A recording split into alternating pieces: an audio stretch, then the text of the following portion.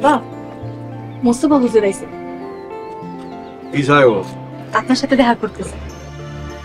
যাই বল, দেখা হইব না, 2-3 দিন পর আসতে বল। আব্বা, উনি দুয়ারের উপর দাঁড়ায় আছে, যান না একটু দেখা করে আহেন। বুঝলাম না, মোস্তফার লিগা তুই এরকম সুপারিশ করতেছস কেন? আব্বা, উনি খুব ভালো মানুষ, ওনার নামে কোনোদিন কোনো খারাপ কথা শুনি নেই, সাদা সিধা একজন মানুষ। ওনার মনে কষ্ট দেওয়া ঠিক হইব না আব্বা, যান না একটু দেখা করে আহেন। দেখ, আমি এই অঞ্চলের নেতা, কোনটা উচিত কোনটা অনুচিত সেটা আমার শিখাইতে আইছি না। যাই বল, দেখা হইব না, 2-3 দিন পর আইতে কর।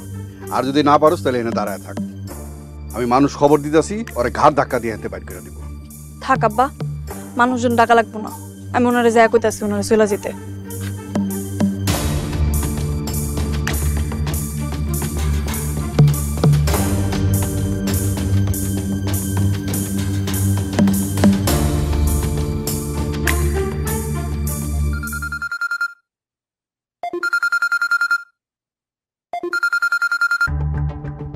বোরহান, কই তুই? বাড়িতে আয় তাড়াতাড়ি। মোস্তফা আইছে, আর বাড়ি তোর বাড়ি করতে হইব। আইতাছি, অনেক আমি অনেক আইতাছি। আর হন, আওনের সময় লগে 2-1 জন লই আহিস। ঠিক আছে নেতা, আমি আইতাছি। নেতা খবর দিছি।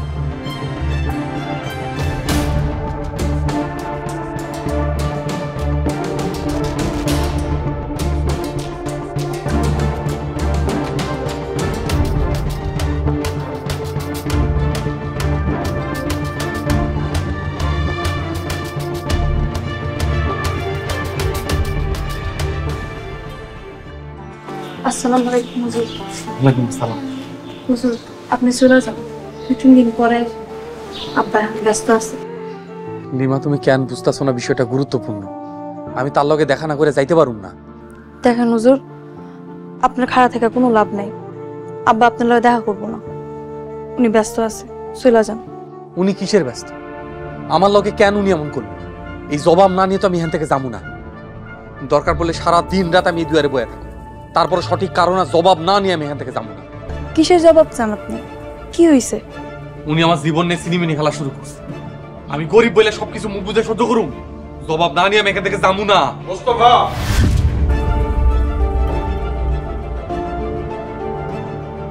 গলার স্বর নামায়া কথা কও।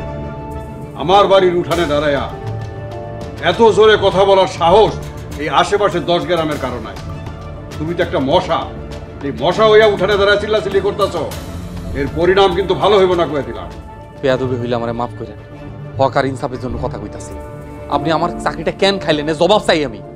তোমার চাকরি আমার সিদ্ধান্তে যায় নাই, কমিটির সিদ্ধান্তে গেছে। আপনি তো সভাপতি, আপনি জবাব দেন, কেন আমার চাকরিটা খাইছেন? বিনা অপরাধে তো আমার চাকরি থেকে বহিষ্কার করতে পারেন না আপনি। তোমার অপরাধ অনিয়ম, তুমি ব্যাপক অনিয়ম করছো, এর জন্য তোমার চাকরি গেছে। তোমার কপাল ভালো যে তোমার কোনো শাস্তি হয় না। কি অনিয়ম করছি জবাব দেন। মিটিং আমাকে কেন রাখা হয় না তা জবাব দেন।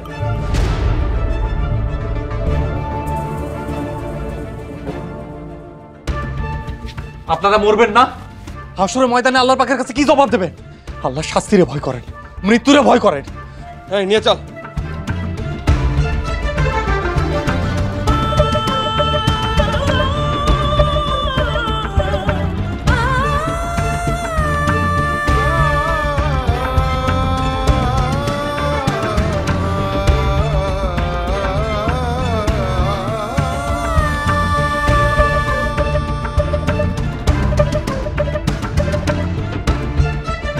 এই মোল্লা, আপনি জানের মায়া নাই? আপনার সাহস দেখে তো আমি নিজেই টাস্টি খেয়ে গেলাম। এত বড় সাহস, আপনি নেতার বাড়িতে যায় নেতার সামনে নেতামি করেন, জানের মায়া নাই? জানের মায়া আমার থাকবো কেন?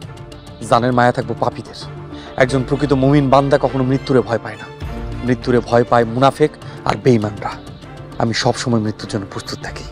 ওরে বাপ রে বাপ, শুনেন, প্রথমবার দেখে আপনারে ক্ষমা করলাম, এরপর যদি কোনোদিন নেতার বাড়ি আশেপাশে দেখি সোজা উপরে পাঠাই দেবো।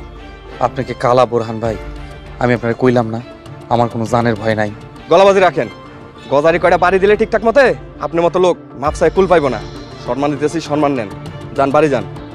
ঠিক আছে, আপনার সম্মান আমি রাখলাম।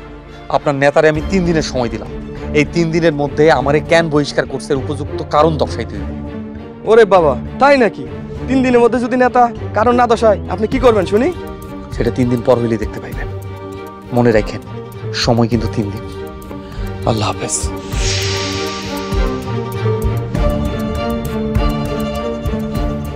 আরে বাপ রে বাপ, হুজুর তো সাহস আছে, ও সাহস দেখে তো আমার নিজে কলজা শুকিয়ে গেছে গা।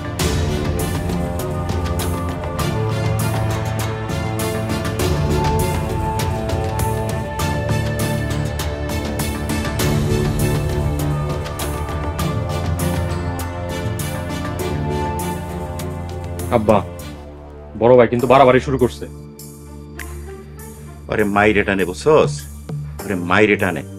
যে কথা আছে না, যে পিপিলিকার পাখা গজায় মরিবার তরে, কি করছে তোরে? সেক্রেটারি আর সভাপতির বাড়িতে গিয়ে নাকি জবাব চাইছে। সভাপতির বাড়িতে গিয়ে খুব বাড়াবাড়ি করছে, 3 দিনের মধ্যে কারণ দর্শাইতে কইছে। হায় আল্লাহ, কও কি তুই? কিসের কারণ চাইছে? চাকরি থেকে কেন বরখাস্ত করা হয়েছে সেটা জবাব চাই নোটিশ দিছে। নেতার লগে নেতামি, নেতামির ফল ভালো হয় না। আরে হয়তো রবিউল নেতারে চেনে না, রবিউল নেতা বহুত খারাপ মানুষ। আব্বা, নেতা খারাপ হইলে কি ভালো হইলে কি, তাতে আমাদের তো কোনো লাভ নাই। মামুন, তুই কাজ কর, তুই জায়গার উপরে ঘর তুলিয়া ফালা, দেখিস মোস্তফা কিছু করতে পারবো না। আব্বা, সেটা তো কবেই করে ফেলাইতাম আম্মা যদি ওদের দলে না থাকতো। আর ফাউন্ডেশন দিয়ে বাড়ি করতে 40-50 লাখ টাকা লাগবে। এত টাকার মামলা আর এত রিস্ক কেমনে লই? আপনারা যা করতেছেন ঠিক করতেছেন না, এর জবাব মরার পর আল্লাহর কাছে দিতে হইব। তাই সময় থাকতে সাবধান হয়ে যান। একজন আলেমের লগে লাগতে চাই না, এর ফল কিন্তু ভালো হইব না। আব্বা, শুনছেন আমার কথা? তুমি কি পাগল টাগল হয়ে গেছো? মন্ডায় চাই পাগলা কারো দিয়ে দিই। দরকার হলে তাই করতে হইব। আচ্ছা, কয়টা দিন অপেক্ষা কর, দেখ রবিউল নেতা কি করতে পারে।